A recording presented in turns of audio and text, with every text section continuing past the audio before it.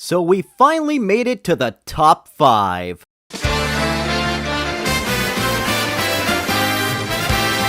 Until now, I would say the reveals so far have been pretty good, but never made me feel anything past pleased. However, these next fighters were definitely the ones that got me to leap out of my seat in pure joy and excitement. These next 5 entries were the ones that made Super Smash Bros. Ultimate for me. And what better way to introduce the hypest of the hype characters with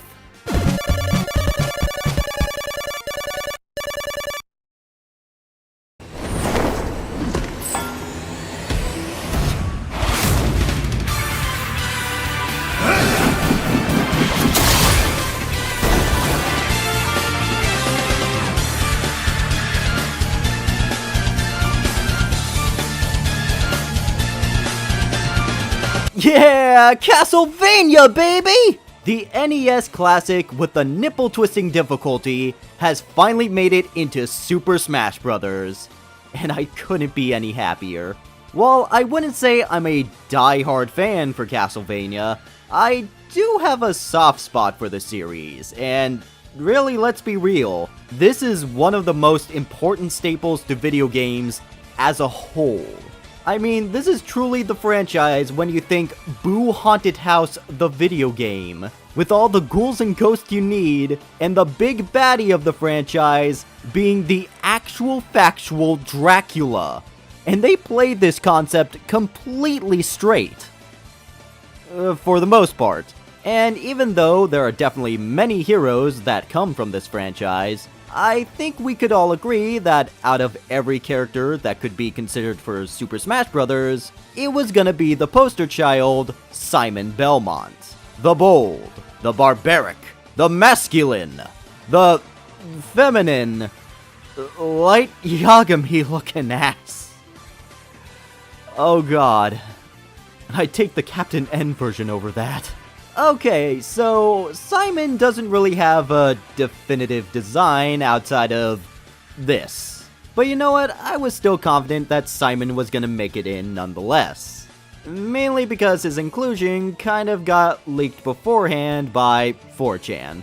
A beast that, while I can confirm may not start an apocalypse, I can safe to say that 4chan will definitely escalate one. Anyway, even leaked, I was still excited. Castlevania's going to be in Smash. Questions arise like what songs were they gonna use, but more importantly, which version of Simon are we gonna get? Well, come September 2018, where we were greeted to our answer via Luigi trying to survive the residents of Dracula's castle, and then just straight up dying. And then it was here where we got our answer, and it turns out to be the awesome Conan box art design. Oh, thank God we didn't get Buff Yagami.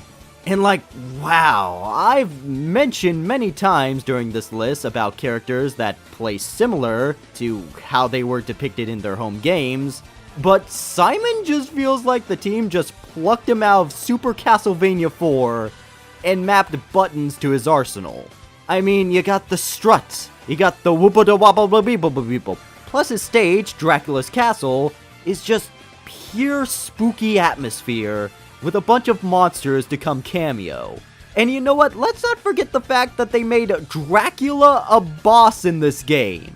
You can fight Dracula as Donkey Kong. This is just some great stuff to behold, and I don't know how they're even gonna top this. Be gone! You don't belong in this world, monster!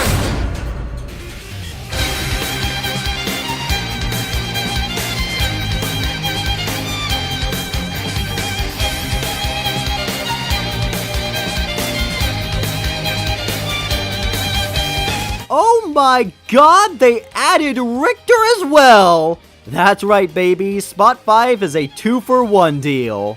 Mainly because trying to judge between these two characters is a little hard than judging a new character to a legacy character but also because I love them both.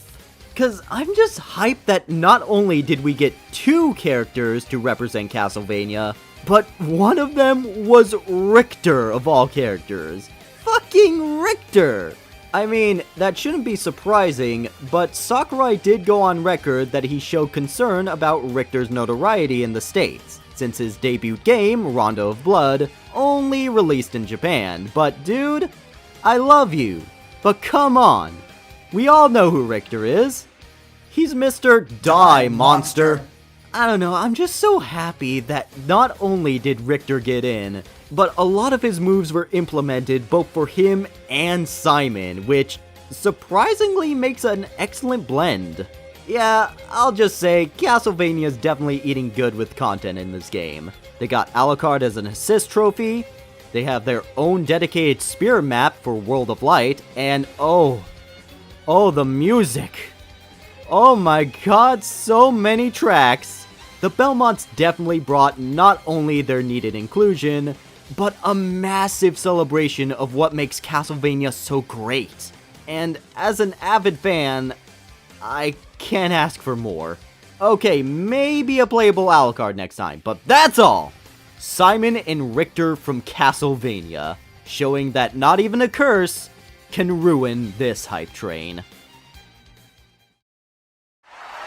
Simon Richter wins!